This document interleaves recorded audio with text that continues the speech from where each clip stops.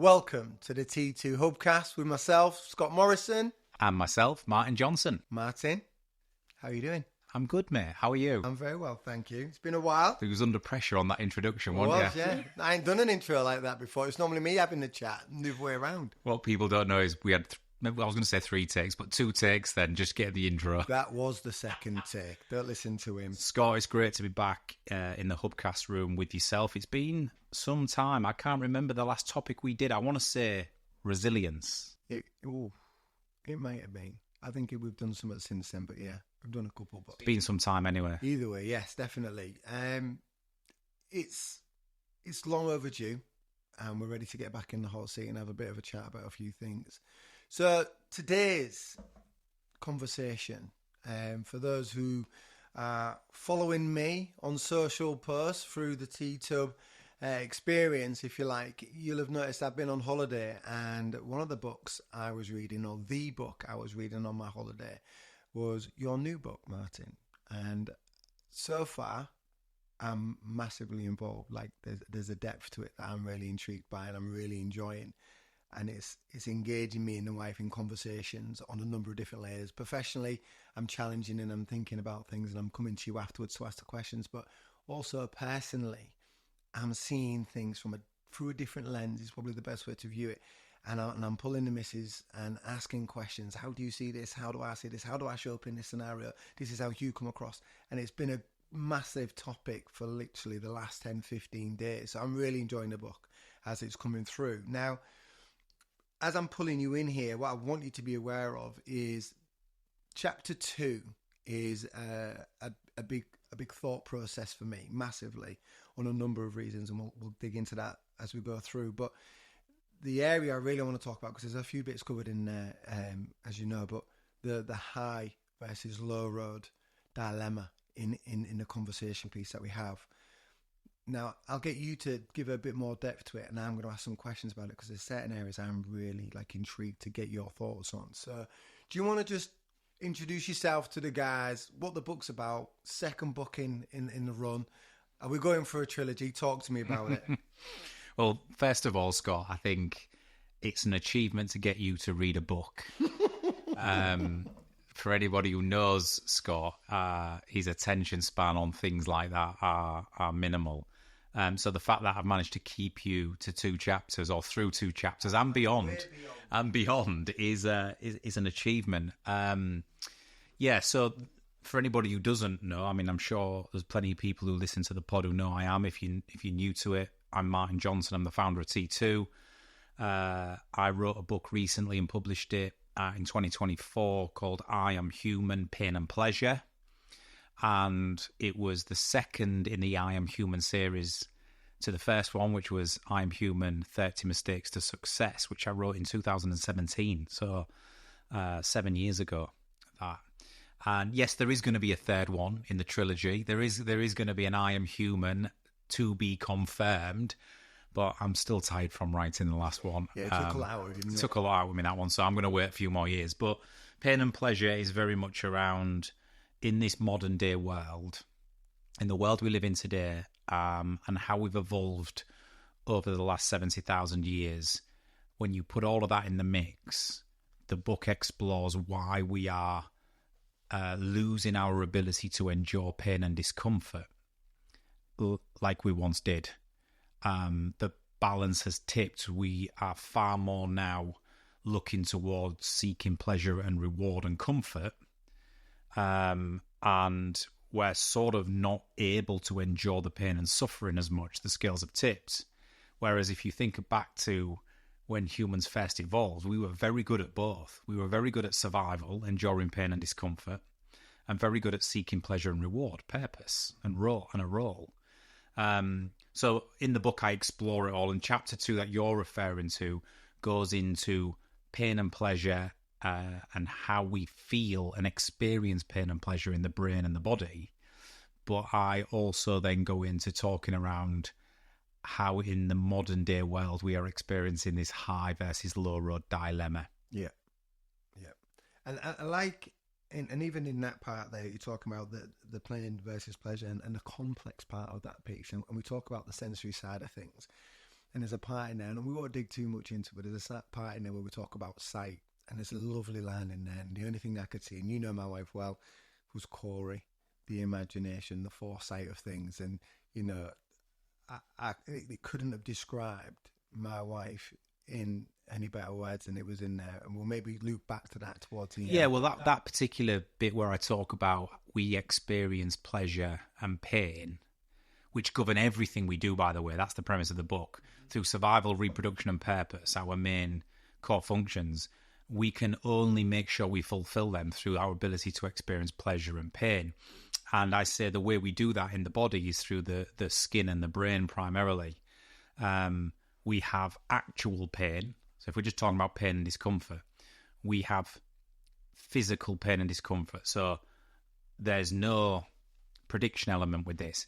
It's when we burn our hand in the fire, or when we fall and hurt ourselves, or when we get bitten by something.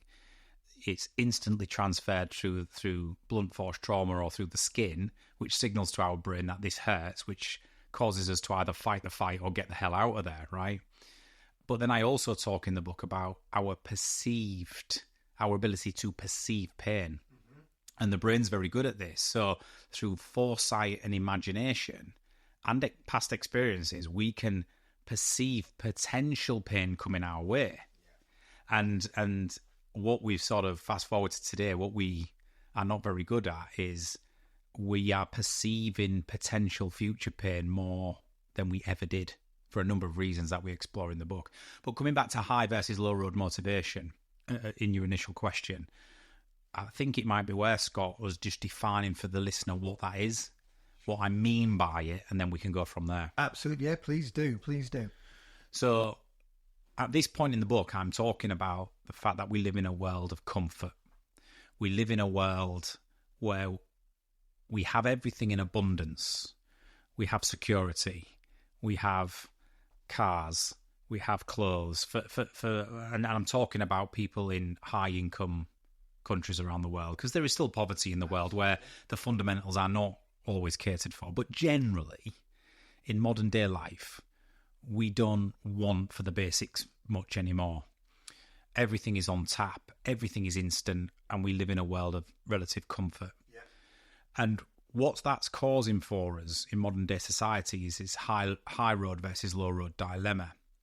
So high road motivation is when we have delayed gratification or results, and it's going to take us some effort and sacrifice to get them.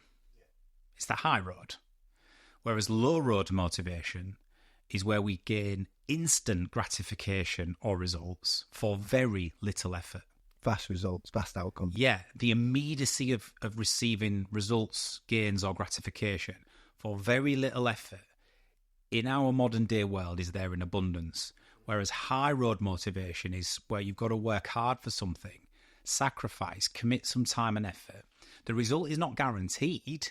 It carries risk and consequence, but you're willing to put in the effort for the delayed gratifications, gains or results. So I use an example in the book if people are wondering, in modern day, well, say you want to get in shape, you want to get fit. The high road option in your brain is join a gym. It's going to cost you £100 a month. You're going to have to work out 4 times a week. It's probably 5 hours of commitment. You're going to have to eat a healthy diet. You're going to ache like crazy. That's a lifestyle change. Yeah. And you're not guaranteed to get in shape within a couple of days. It's probably going to take 3 to 6 months before you see any rewards for your efforts. However, what we categorically know is doing that and committing to the gym and the diet and the sacrifice will, without question, get you the results you want. It could even change your life. There's going to be a number of results as a result, not only the aesthetics of looking leaner, more muscular toned, whatever the goal may be, but the health aspect as well, the consistency, the resilience that you build up in doing so. So there's a number of different pluses to this journey. It's not just how I look in the mirror, right? 100%. But remember, it's high road motivation because it's not immediate. It's delayed results. It's hard work and sacrifice, and it's going to take some time.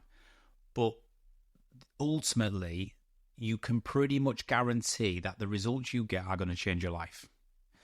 Now, you compare that to the low road alternative. So what's the low road motivation alternative to that? Well, we live in a world now where we can go on Amazon, we watch a few YouTube videos of people selling products and guaranteeing you results with certain powders and pills and abs machines and new technology and all the rest of it. And you go online, you order some weight loss products and supplements, and you buy an abs machine, and it's going to arrive on your doorstep the next day. And you think, I'll try that first. Oh, yeah. Right? It's like the Herbalife sort of thing took off. That's right, yeah. Herbalife took off, and it was like, take 3 shakes a day and you're going to be in the best shape of you, and it's going to lift your mood, and it's going to improve your fat percentage, and it's going to do all this, right? So the low road alternative to the gym example, joining a gym, spending money, sacrificing 3 to 6 months, eating healthy, is order some weight loss supplements and an abs machine, and let's give that a go first. Yeah.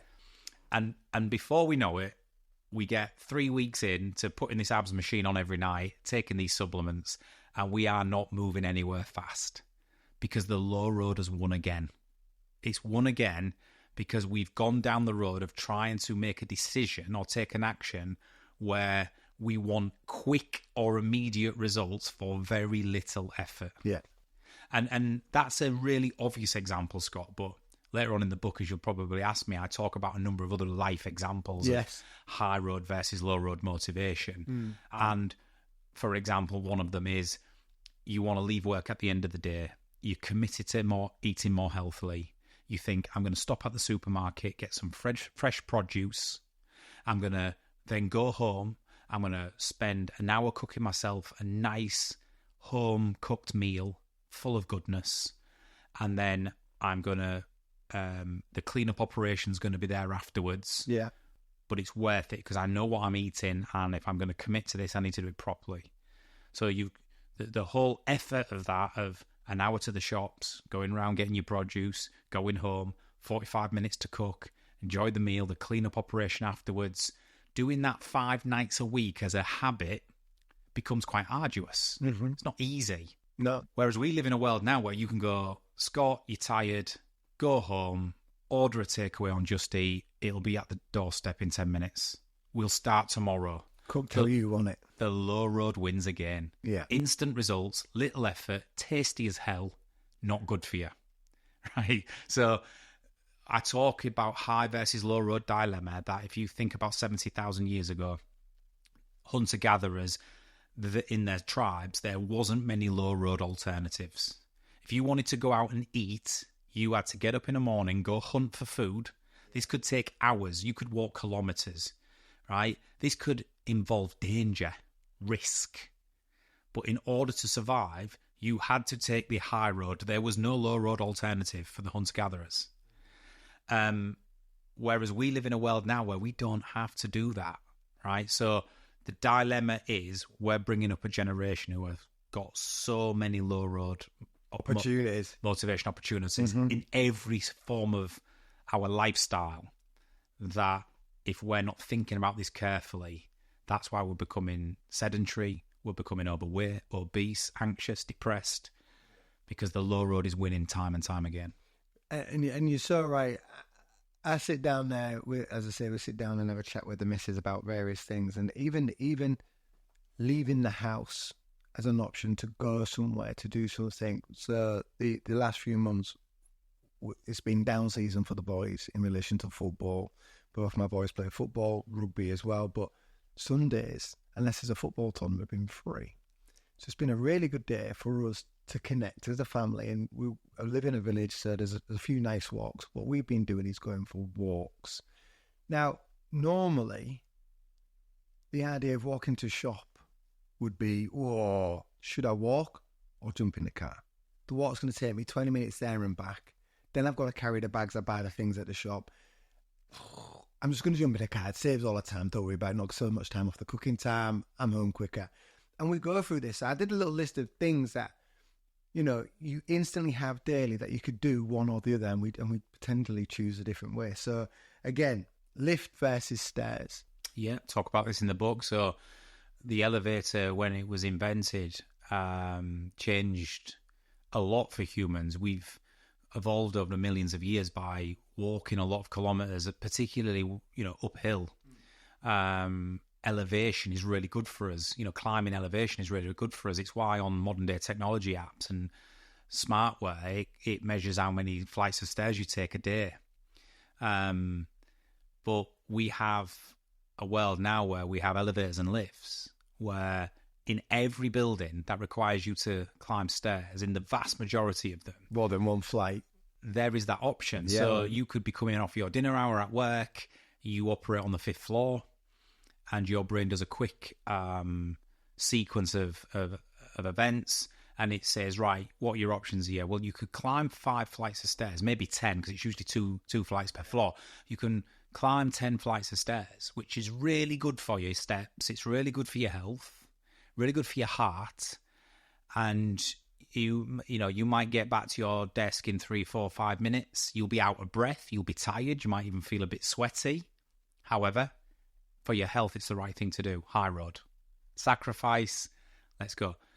Or your other brain goes, well, or the other part of your brain goes, or you can jump in the lift and press 5 and you'll be there in 30 seconds with no effort. And no sweat.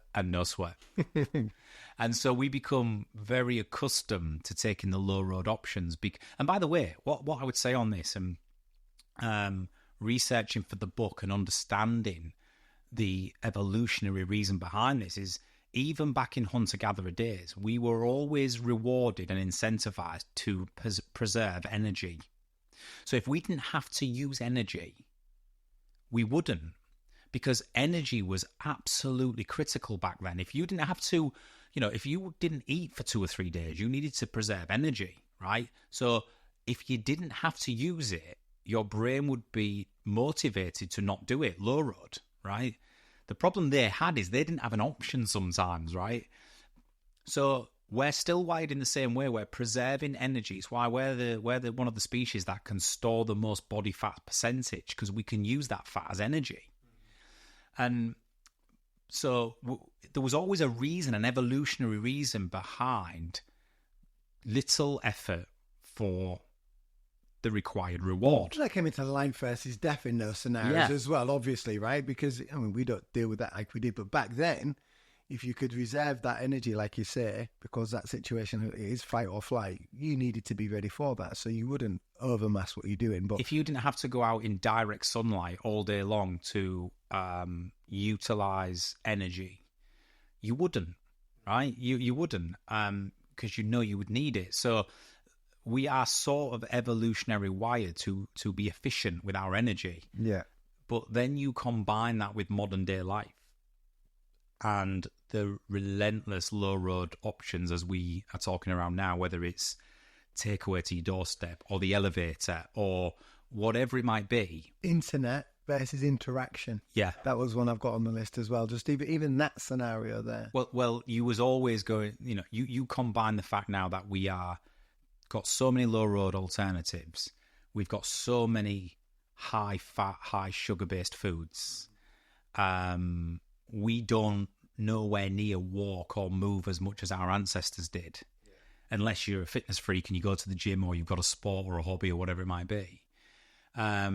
So yeah, you put all that in the melting pot and you wonder why so many of us are getting caught in these cycles. Yeah.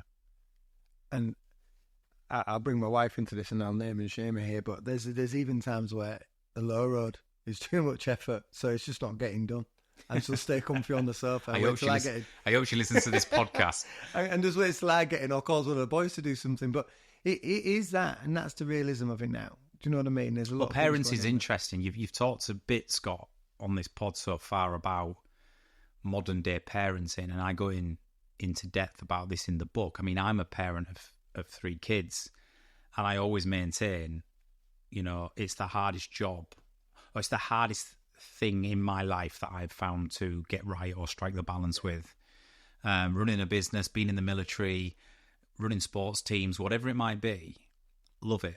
Being a parent is difficult. It's really difficult. There's no blueprint. You never quite know if you're getting it right. But this high road, low road dilemma can be exacerbated by parenting, or it can be challenged by parenting in equal measure. But I fear that we are living in an era, and again, I talk about this, is, parenting styles have changed from the silent generation of the 1950s to modern day millennial parenting now, which is children needed to be seen and not heard in the silent generation. Absolutely. And you do as you're told, and you eat what you're given. And, basically that was childhood, right? You would abide by the rules, our principles, and you don't make... Your options were minimal back then as a kid. Your option was minimal. You followed suit with the parents, like you said, seen and not heard. I remember being a kid, and it wasn't the 50s, Martin, before you start, but I remember being a kid asking what was for tea, and my mum would say windmill pie.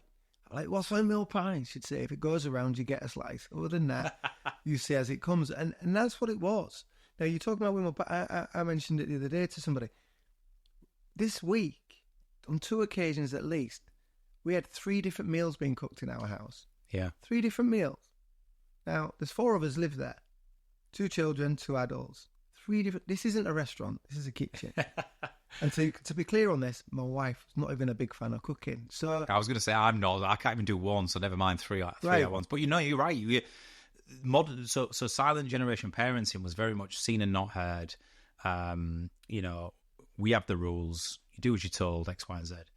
Parenting, and rightly so, has progressed over the years. It's more inclusive. It engages the children more. It offers more two-way communication and more empowerment. But we are going full circle to the opposite extreme, where modern-day parenting style is very much around allowing the children to express themselves, be who they want to be, and also do what they want to do. But they're growing up in this world where low-road motivation is all around. Mm-hmm.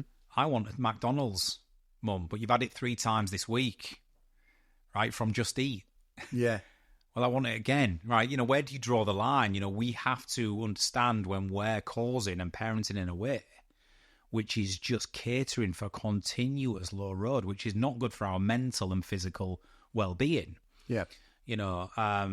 So it is a balance without question, but we're seeing these shifts. And in low versus high road motivation, what I say with it is I never say in the book, you should never pick a low road motivation option. There are times where absolutely you should pick the low road motivation option. Absolutely your lifestyle and your time doesn't allow you all the time to do it. However, it cannot be absence of high road motivation alternatives. Yes. We've got to have enough high road motivation in our lives, because that's where we're going to offer a significant contribution. We're going to learn to be patient. We're going to learn to delay gratification. We're going to have to put in some effort, right? And we're going to then see the fruits of our labour, which arguably in most cases will be more beneficial for us as a species. And that is such a great point. The delayed gratification, the task that you have to embark on to deliver that. And that might take a week, a month, 2 months, 6, whatever the journey needs to be. But right now, and in my world as a parent, and as a team of parents, if I include my wife, we are seeing, I believe, opportunities missed in that, in how we communicate and speak to our children as to why that's needed, but also for fast parenting. Our low road is having an impact, if that makes sense. So there's numerous times where, for peace and quiet, I might see the boys with a laptop or an iPad or a mobile phone, because it's easier for us to do that. Well, that's a good point, because I see it in my youngest a little bit. He's 9, same as your son, and I see it more in him that the world he's growing up in, with PlayStations and phones and technologies and Netflix and on-demand everything, gaming, games, a garden full of things to do, whatever it might be. He is not remotely comfortable doing nothing. Like, I can see him tapping. It's like if he's not doing something, he can't sit there sometimes in the present and have a conversation or relax, or look out the window and enjoy the journey. Now, listen, we were all 9 years old once. My parents might laugh at this and say, "Martin, you was exactly the same." But we live in a world now where the sheer access to the consumption of things and electronics and stuff is making that even more difficult. So, it's definitely a challenging time. Their brains, the way their brains are developing at a younger age now, are much more akin to technology. They're like whizzes on it. If you give a 9-year-old any form of new device, they will suss it out within 5 minutes. I guarantee it. Because their synapses in the brain, the way their brains are developing, there's research emerging around this, is that their brains are built for the digital industrial revolution. They're going to have true digital dexterity. Yeah. Whereas we're digital natives. We had to learn in our adulthood how to use a mobile phone. And so there's plenty of pros to this, but we've also got to be careful of the impact it's having on our motivation and our health. Yeah. We're seeing mental health rise, Scott, in Generation Z and coming through Generation Alpha and Beta more than any other generation. And this is right up to modern day research and findings. Why are they more anxious and less robust when it comes to enduring pain and discomfort than previous generations? There's a lot of environmental, parental, social shift that is causing this. So we've just got to, I think, make sure that we're still understanding this and finding the balance. Yeah, and it makes total sense. And just on that, I mean, we was on holiday and we sat next to a family. And whilst we have a bit of a culture of high-low buffalo as a game we play, and basically, if we're all we sat down and having a meal together, we go around the room and, right, what was your highs of the day? What was your lows of the day? What was your surprise of the day? And engages the conversation. We ask questions, and it ends up getting us through the meal. Good chat, and it interacts. You get to see what's going on with your kids' day or your wife's day or whichever. We was doing that, and the youngest, Theo, was 9, same as Xander, was like, that little one's playing on a phone. Was completely blown out. The kid was in a high chair, maybe 2, not even 3. Had a phone, proper. You could see it from swiping up and down, switching between screen, etc. And then when you pay attention to the full family was two more siblings and 2 adults eating in silence, but nosing a phone. And I could instantly imagine my boys were like, why can't we do that? Whereas we're trying to engage and have that conversation. So when we talk about parenting and the high road versus the low road motivation, I think you said social. And I think there's a lot of things in there. Now, when we talk about how we were brought up, that's a time past, and I get that. But there's that nurture versus nature side of things. And what we will class as high road versus low road, pain versus pleasure, etc. What were we doing, do you think, in slowing this down? So I might sit there and think, this is fun. But because my boy is now 40 years younger than me, as an example, he's going to be sitting there going, this is more like pain to me. Right? This is more like hard work, because I know what hard work is, and they're not going to do a hard day's work in their life as far as I'm concerned. I'm that old guy. Well, don't make them like they used to. So how does that impact the kids? The fact that we're now, from our upbringing, we're delivering what we believe to be more pleasurable for them. So we're actually taking away some of that pain experience ourselves. We're sheltering them from it. They're not experiencing it because they're not even getting an opportunity. I think it's balanced, Scott. I think we cannot get away from evolution. Works where what comes after is an evolution. It has evolved from what came before, right? So our kids live in a world, like I said earlier, which is so different to ours 40 years ago. Yeah. That we cannot ignore the fact that they're going to access mobile phones, PlayStations, Xboxes, Netflix, and they're going to have true digital dexterity. We can't ignore the fact that they go on far more luxurious holidays than we ever went on, that they have access to buy anything on the internet and have it delivered to the doorstep the next day through things like Amazon and any online retailer. We can't get away from the fact that they can order an entire meal every night of the week with a click of the button if they wanted to, rather than make one. So we have to acknowledge the world we've created, by the way, for them. Absolutely. We've created it. Yeah. So we're the biggest mourners of it, but our generations have created it. But this is the environment we've... I absolutely agree. So it's balance, because if we can... The thing with my kids is it's not about not letting them go on mobile phones. It's not about not letting them grow up and learn and evolve in the modern day. They've got no choice, right? It's not going away. But it's about being firm and restoring some of that critical time for them to be present, to engage as a species through, relationships, social environments, interaction, communication, and be okay with that. It's about having time where they can sit and do nothing.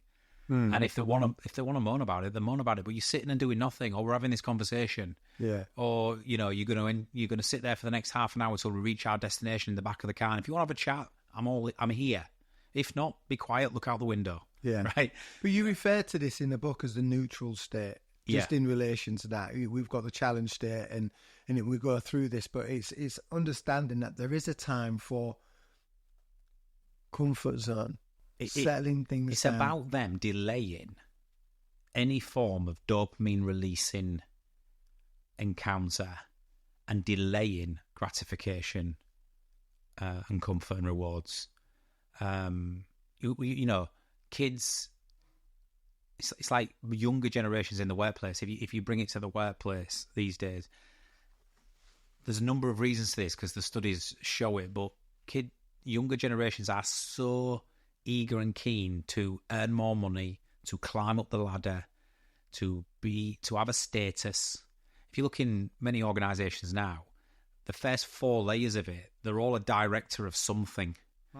You never used to get called a director unless you was actually a director, unless you worked your way up over a number of years through hard work and graft, and you'd earned the promotion. And there might have been 3 or 4 of them across a big organisation. Now, to please, we call everybody directors or managers or heads off, even if they don't even have a team, right? So it's like the ability to not do your time and wait and start at the bottom and go, look, I'm going to have to earn my stripes for several years, I'm going to have to deliver results, I'm going to have to do some training development, I'm going to have a mentor, I'm going to have to bide my time before I get the promotion or the extra earnings or whatever it might be. Now, you look at other factors that are causing that for the younger generation.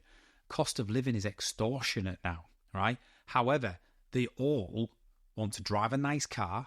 Immediately, you're 19, 20 years old, you're driving a brand new Mercedes, which probably you can't afford, right? Insurance is through the roof. If you do manage to get on the property ladder, which is nigh on impossible, but if you do, your mortgage payments are through the roof. So no longer can you afford to wait to earn salaries. The whole world is thrusting us into this immediacy of I need it now. And so you look at even things like recognition. The level of recognition demanded and needed, even for the it's like Roy Keane in football when he has that famous saying, "It's your job." Why do you want recognition? It's your job, right? Why are we talking about this?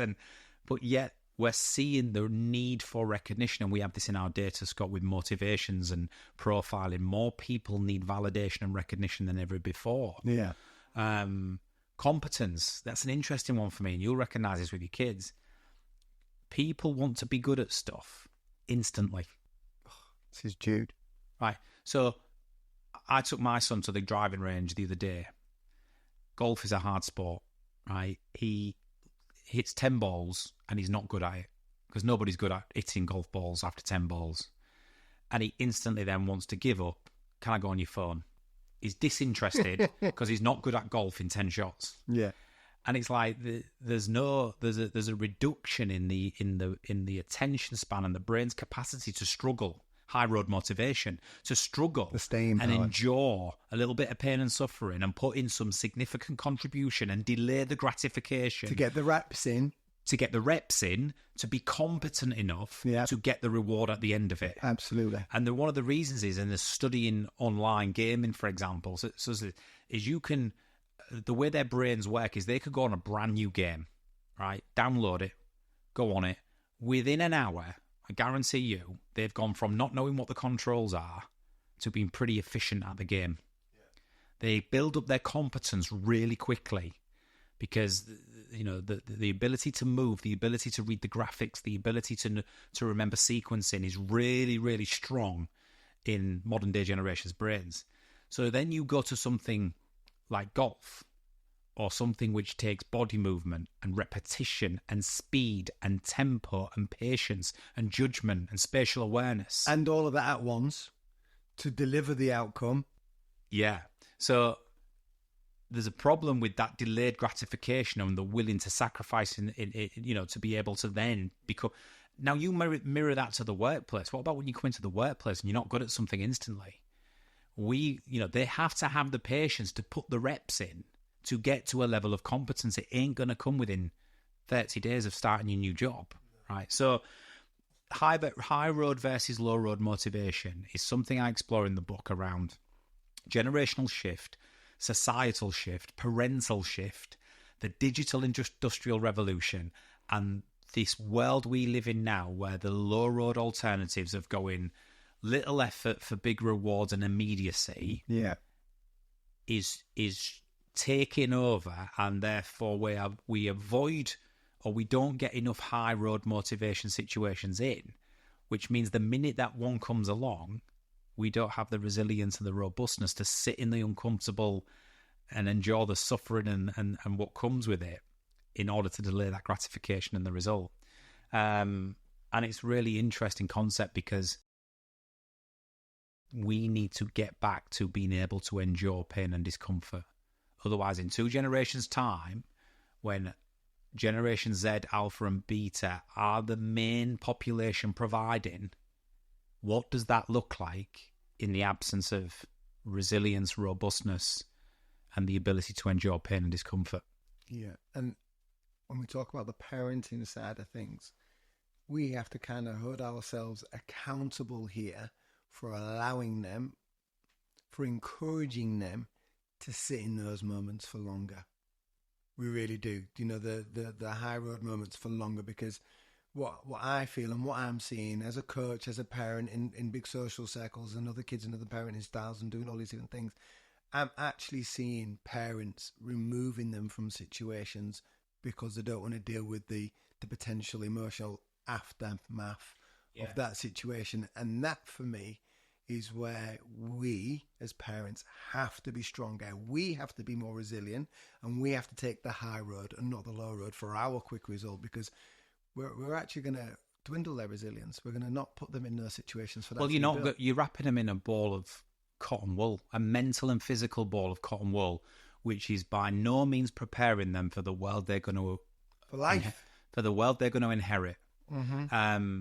If a child has never ever gone without, or if a child has never ever been told no, or has never been made to wait, or has had every obstacle, right, and every challenge taken away from them, and then they reach adulthood, how on earth are they going to have their pain and pleasure scales in balance? How are they going to be able to overcome a challenge at work, take feedback when they're not performing?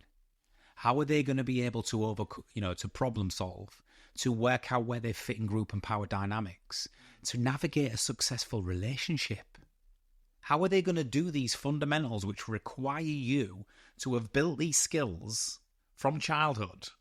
It's like one of the things I talk about in the book is social exposure. So when you're away from the eyes of the parents and you're playing out in the street, or you're at school, or you're with your friends, one of the really fundamental things that teaches you to do in your early brain development is work out group and power dynamics. Where do I fit in these 7 people? Where do I fit in this dynamic? Am I the leader? Am I not the leader? Am I going to offer suggestions? Who do I need to get approval from if we're going to all go in the same direction? If I've got a challenge, how do I challenge appropriately? All of these things is where you work that out. Group and power dynamics. So if you've never been able to do that, how are you meant to do it when you go to university or when you go in the workplace? And how are you meant to understand different social situations and read cues and know when to step up and step down? And, so it's a really interesting time. And this high-low road dilemma is just exacerbated by the world we live in. Yeah, it's a real concern for me. And like you said there, when we remove all of the obstacles for these kids, we was at a wedding at the weekend, and we was talking to another set of parents that are dealing with things that they've got going on there. And we sort of said, well, look what we do as parents now compared to what our parents didn't do for us. Lifts. cooking 2 or 3 meals in one night to keep the family happy, cash machines, constant support, never in relation to holding them accountable. All of these different things that we do, we're placing them higher and higher on this pedestal, that these kids at some point, like you say, when they come into the real world, they're going to fall off. Well, it's also a little bit like consequence. So we're not teaching them any. Well, there's a general trend around holding consequences for the duration that they were given. So, for example, there's got to be consequence. And let's be honest, we live in a world now where modern day parents in generations don't smack their kids like previous generations did, right? Now, that's a big topic to be, and I think rightly so, right? We've progressed in the right direction on that. However, that was the consequence back then of breaking the rules. Yeah. You and I grew up in a generation where that was the consequence, right? And whether that's right or wrong, you knew where the line was. Of course you did. So in modern day parenting, my question is always, so we've got to deliver consequence in a different way. But you've got to hold tight and true on those consequences. Consistency. So what happens is when your teenager crosses the lines or don't stick to the rules, like all teenagers do, it's very normal. I'd be worried if they didn't. Yeah. But when they do, and you say, right, you're gonna remove your phone. You're gonna lose your phone now for 2 days. I'm very hot on this in our house. If you know the boundaries and the rules, and you chose to break them, I'm taking your phone for 2 days. And a day later, it doesn't matter, because this is what happens with teenagers now. You take their phone for 2 days and their life is gone. Clucking. Oh, honestly, it is literally withdrawal symptoms. It's literally, you can see it happening, right? And they will try everything under the sun to get that phone back as quick as possible. And if you go after half a day or one night, okay, you can have your phone because it's doing my head in now. So it's easier for me to give you it back than stay in this fight of discomfort, right? So you can have your phone back, but let that be a lesson to you. I mean, if that happens so many times, and you wonder then why that correction or that they don't learn from their mistakes. Well, I was going to say, what is the lesson? The lesson is, the more I nag, the more I pester, the more I've got a chance to get my phone back quickly. That's the lesson I've learned. Or I can break this rule. Worst case scenario, right? I'm going to lose my phone for half a day. Because I'll nag to get it back. Because I know she'll give me it back or he'll give me it back. Right, 100%. Exactly right. So consequences now have improved in terms of, the way we deliver them. But we've got to be consistent and we've got to be able to see them through. Yeah. And that allows, hopefully, us to say there are consequences, uncomfortable consequences to actions at times. So yeah, it's an interesting time. In that whole segment, I start off and talk about pain and pleasure and where it comes from and where in evolution, why that drives us. I then fast forward to the modern day and say, how is this playing out now? And why are we so hell-bent on craving comfort, constant reward, and pleasure? And then when any form of pain and discomfort comes, we're not able to deal with it very well. Well, all of this, the high road, low road motivation dilemma, is catering for what I call a comfort crisis, or first quoted by Michael Easter in Michael Easter's book, The Comfort Crisis. But it's creating this never-ending need for dopamine release, for attention, for gratification, for instant results. And if for whatever reason we are enduring a period of time where that's not coming, it's making us feel incredibly uncomfortable, or to the opposite, it's making us feel anxious. So it's an important thing to explore and try and get right. Yeah. And you mentioned it a little bit there, but I want to sit in that just for a few more seconds. Jump forward into the book, and we like you said, we revisit this and we talk about the high road, low road balance, and the phraseology you use is, it's time to get uncomfortably comfortable. Yeah, and it's, I like that because it's a case of, how does that sit? How does that work? And you talk about the balance between doing the gym high road and the gym low road and the balance of that. Why is balance so important right now? Well, because we've evolved for millions of years, certainly the last 70,000 years since Homo sapiens went from hunter-gatherers to the modern day species we are now at the top of the food chain on planet Earth. We evolved and was brilliant at it from the balance, from being able to create this world for us that is more secure, that has more comfort, that has allowed us to expand across the globe and have the standard of living and the quality of life that we have today. So we shouldn't lose that. But we've also achieved it by being very, very good at enduring pain and discomfort along the way, and through high road motivation. And both our mental and physical health depends on the balance. So when I say about we've got to get back to being uncomfortably comfortable, I'm not saying we should regress and have hardships all the time, and we should go without, and we should have discipline and boundaries and delay our gratification every day. I'm not saying that. I'm saying we need to have the balance, because we've gone completely onto the seeking pleasure, reward and comfort all the time. And the rising mental health crisis, there's emerging research on it from a number of things, but the younger generation are suffering more than the previous generations. That's a fact. And I quote all of the stats in the book of where that comes from. And that's because they're experiencing the worlds they're growing up with the biggest imbalance. Yeah. And so being uncomfortably comfortable says it's fine to have instant gratification and rewards. It's fine to have low road motivation. It's fine to live in a world of abundance, as long as you are committing to understanding that you need a healthy amount of high road in your life to maintain physical and mental well-being, but to remain challenged, to receive true fulfillment, right? Because I use an example in the book that if you did commit to the gym for 3 to 6 months and you did lose so much weight and gain muscle mass and you were healthier and looked better and felt better, that is a reward, a dopamine reward and a fulfillment reward greater than any amounts of likes, comments on Facebook will ever give you, or any takeaway will taste, or any, it just is. So it's important for our mental and physical well-being. And it's important for the generations going forward, because, we have to be able to deal with human stress and duress and not catastrophize it. And the only way to do that is to practice, because it's not there for us naturally anymore.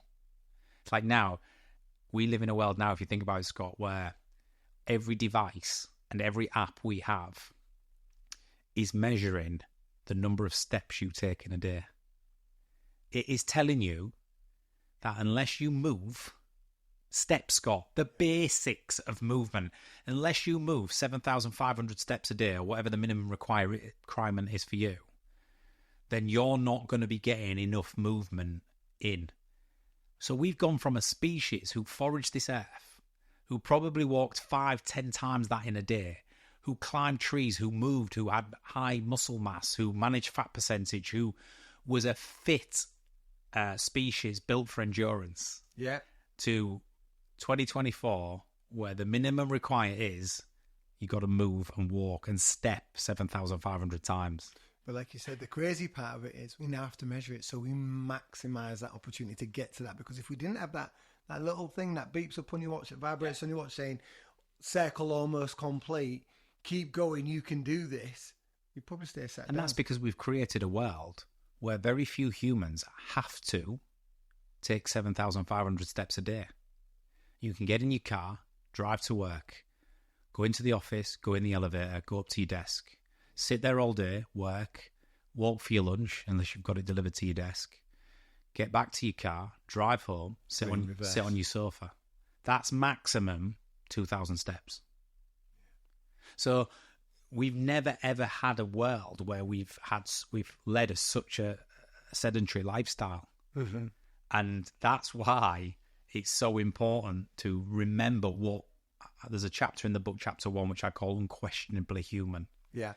If we're going to understand how we get back to balance, we've got to understand the basic functions of human existence and get back to the core elements of what has made us thrive and survive for 70,000, 100,000 years as a dominant species, millions of years as an actual species. Yeah. Listen, I could talk about this stuff all day. I love it. And, like you said, you've got me engaged in a book. I find reading hard work. Now, what I've loved about this book is, one, it's the written word and I'm engaging in it. But two, I'm coming away and I'm contemplating things. I'm questioning myself. As I said earlier on two different levels. Professionally, how does this improve my knowledge? How do I start chasing things? How does this adapt to me? Because when we talk about high versus low road, I could read a book or I can listen to a podcast. And I will pick a podcast. But in various areas, I'll sit there and I'll read a book. I might not read the full thing, but I'll go through a few chapters. But the best part about this is because of the way that it's laid out there, and it is, I am human. And it does relate to everybody out here listening to what we're talking about now. The conversation you can have with somebody who's got a similar interest. For me, on holiday, it was my partner. In the office, it's mine, it's Tracy, it's everyone else who's willing to listen because we're all in that mindset. So pick the book up, have a look at it, see what you take from this, because walking through these chapters, opening your mind, opening your gaze, viewing things through a slightly different lens, honestly, it makes a massive difference. Oh, it does. The last thing that I did was a survey from the book, and I'd never done this otherwise, which was my worldview. And we'll save this for another chat when we talk about chapter 3 and chapter 4, etc. But the point being is knowing a way you think and then absolutely putting it out there and having it articulated back for you to be able to sit there and go, that's correct. I wouldn't have been able to articulate. If you'd have asked me that, I wouldn't have been able to articulate it that way. But now that I've done this survey and understand it, it makes absolute sense to me. Well, maybe we'll come back for the next pod, Scott, and do a worldview and talk about why your worldview is so important and how it influences your decisions, actions, the way you think, the way you view the world, the way you operate within it. But there's before we sign off, there's one last thing I wanted to mention on today's topic, which I spoke to someone who I know has read the book recently and really opened their eyes. And I know we had a conversation earlier about it, was the social aspect of low and high road motivation. And, I often use this phrase if I'm delivering conference talks or in rooms to groups around the world has never been so populated as it is today. But it's also never at times been so isolated. Disconnected. And what I mean by that is we live in a world today where we don't really have to go out and socialise or connect with other humans if we don't want to. No longer do we have to go out to make friends and meet new people and find a date. We don't have to go into pubs and clubs and restaurants if we don't want to. We could live our life in isolation, in low roads, staying at home, binging on Netflix, eating a takeaway, whatever it might be. And many people are finding the hardship of actually getting up, getting out and going out with friends too arduous. And therefore we retract more. And I use an example in the book where how many times have you made a big plan to go out with friends and then the time comes, you're absolutely knackered, you don't want to go, you're thinking of excuses to try and not meet up with friends, right? Because you think, I just want to get home, get in my comfy pants, order a takeaway, watch a film. That's my happy place. And so you end up bailing out or making an excuse. And then later on, you see them online enjoying their night out with photographs and already, and a bit of FOMO kicks in. And maybe you should have gone. Wouldn't it have been a good laugh to sit with old friends and talk about old times? And because we know that we are a social creature. We are built to engage with each other. We are not built for loneliness and isolation. So how many times have you actually pushed yourself to go out on the night out? And although you was dreading it originally, you get there and it ends up being an absolute brilliant night and you're glad you went. Because the importance for the brain and for well-being of social connection and interaction with friends and companions is so important. It's so important, yet we live in this world which wants to draw us away from it. Yeah. And say, you don't have to if you don't want to. So I talk about a segment in there that if you're ever thinking of bailing out, make the effort, go meet your friends. Yeah. It's one of the best things you can do for your well-being. It might be a bit more high road than the low road of staying at home and, hiding yourself away and binging. but it will be worth it. Yeah, I absolutely testify to that. As I say, I went to a wedding this weekend, and it wasn't my social crowd; it was the wife's social crowd, and the hours and a couple of days before, and if I could have got out of that, I probably would have done. But that being said, and I'm honest, and the crowd that I'm talking about know exactly who I am. But in the moment, one's there, one's connecting with people I haven't seen for a couple of years now. And because as adults, as parents now, we get disbanded and we're all living in different towns doing different things. That reconnection and going back to the last conversation and picking up and joining the dots from that day to this and what's been going on in their lives, what's been going on in yours, the commonality of some of the journeys or the arduous tasks that they're dealing with, their ups and downs, all of that good stuff was really good to reconnect. Now, we ended up spending the last 20 minutes of every conversation saying, we can't leave it as long as we did last time.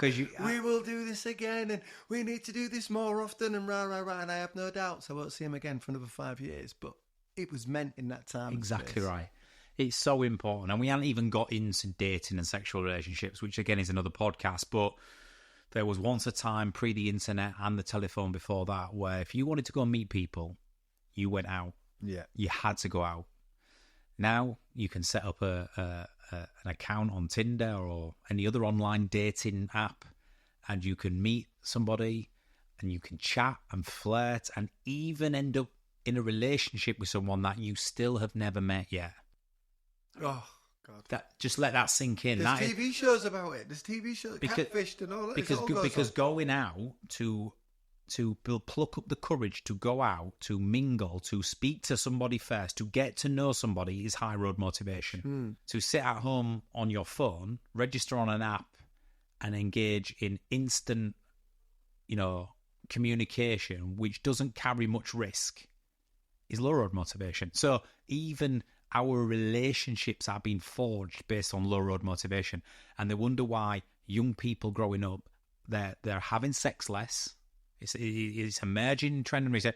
They're having sex less, right? There's a potential consequence in generations to come around babies and the number of babies being born, and how when the older generation get older and we get older, that there's not going to be enough of the population to sustain the way of life and the production that we need in modern day times if we're not meeting people, having relationships and having babies in a timely fashion.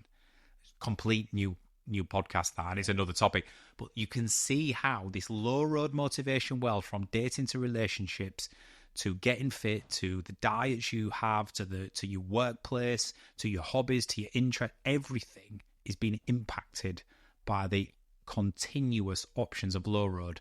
And I'll finish this podcast off by saying I quote a line in the book that says we are turning into low road motivation machines. And I use the Pixar film WALL-E as an example of how so far ahead of its time that film is, where everybody's on a spaceship because planet Earth's ecological system has broken down, and they are on floaty beds, they get fed, they have conversations, they play sports, everything from the comfort of an electronic chair. Yeah. So much so that they've lost the ability to walk. I'm not saying that's where we're heading, right? But you get the analogy. I do, yeah, absolutely. We are built to move. We are built to endure. And we have to get back to some balance. Yeah. Right. Martin, this topic is one to be continued.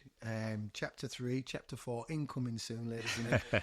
And, as I said to you already, pick up the book, have a look at it, go through this journey. And if it impacts you half as it's impacted me, your professional journey will increase, or your conversational piece with those around you, where it's thought-provoking, it gets you looking through a different lens, it makes you think outside of your current thought scope. It's a really good way to start moving things forward. Martin, thank you for joining me on today's Hubcast. You're welcome, Scott. Thanks for having me, mate. No problem. That's me, Scott Morrison, signing off. Me, Martin Johnson, well and truly signing off. And we'll see you again soon.